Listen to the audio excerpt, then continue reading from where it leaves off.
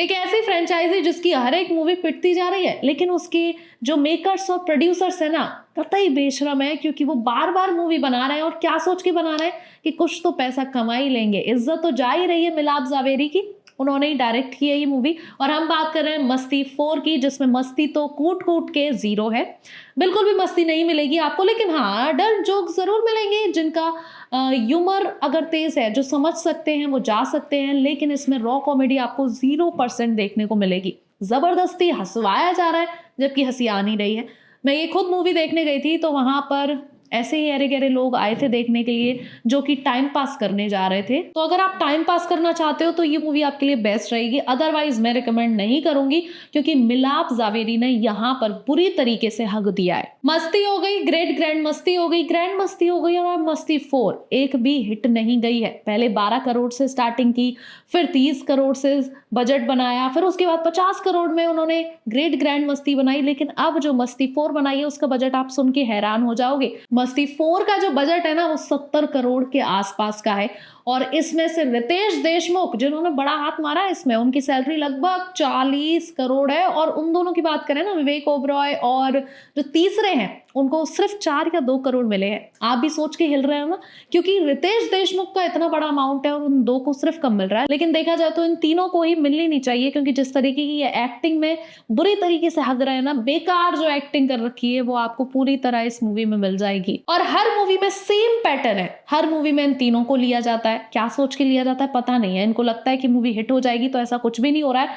एक एग्जाम्पल कर लिया, 2 एग्जाम्पल कर लिए, 3 एग्जाम्पल कर लिया, और अब चौथी भी निकाल दी। मिलाप जावेरी को मेरा सलाम है। चलो कहानी की बात कर लेते हैं, और कहानी आपको ठीक लगे तो देखने चले जाना। इस कहानी में ये होता है कि वही सेम स्टोरी रिपीट्स होती है। हस्बैंड वाइफ होते हैं, अपनी जिंदगी से बोर हो जाते हैं, और यहाँ पर एक ट्विस्ट इन्होंने डाला है लव वीजा का, जिसमें कि पूरे साल में इनको ये वीजा मिलता है, जो कि पत्नियां देती हैं कि आपको इस वीक में जो भी आपको जिसके साथ जो भी करना है आप कर सकते हो। यानी कि 1 हफ्ते के लिए लव वीजा मिलता है। मुझे ये बता दो कि रियल लाइफ में कौन सी बीवी ऐसी हैं जो ये कर देंगी। और इंडिया की बात करें ना, हम इंडिया में सब एक से बढ़कर एक टॉक्सिक बीवी मिल जाएगी आपको, लेकिन वो अपने पतियों को किसी और को कैसे दे सकती हैं। अब आगे सुनो, लव वीजा मिल जाता है और चले जाते हैं, लेकिन वही किसी ना किसी पंगे में तो फंसना ही है। और ये तो हम खुद भी एक्सपेक्ट कर रहे हैं, तो अब तो कुछ होगा इस मूवी में, अब तो कुछ पंगा होने वाला है। और वो चीज होती है, वो क्रिमिनल केस में फंस जाते हैं, और उसके बाद इसकी कहानी को और ज्यादा खींचा जाता है। वो केस में फंस जाते हैं, और उनको निकालने का तरीका जो उन्होंने अपनाया है, जो इतना क्रिंज है ना, आप देखोगे आप कहोगे यार मैं उठ के जा रहा हूँ, इस मूवी को छोड़ के मुझे नहीं देखनी है। क्योंकि लिटरली इसमें जोक्स जबरदस्ती डाले गए हैं जिनका कोई सेंस नहीं है। बॉक्स ऑफिस कलेक्शन का मुझे कुछ खास कलेक्शन दिखाई नहीं दे रहा है।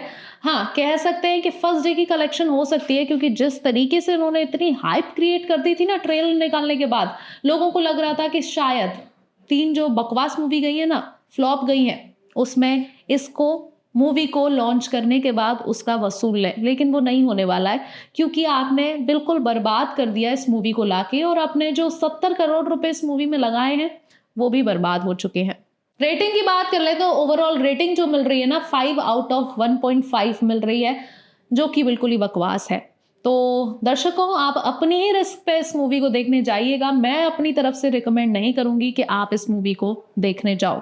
फिर मिलते हैं ऐसे ही और मजेदार रिव्यूज के साथ, तब तक के लिए बने रहिए हमारे साथ फिल्मी क्रिटिक्स में।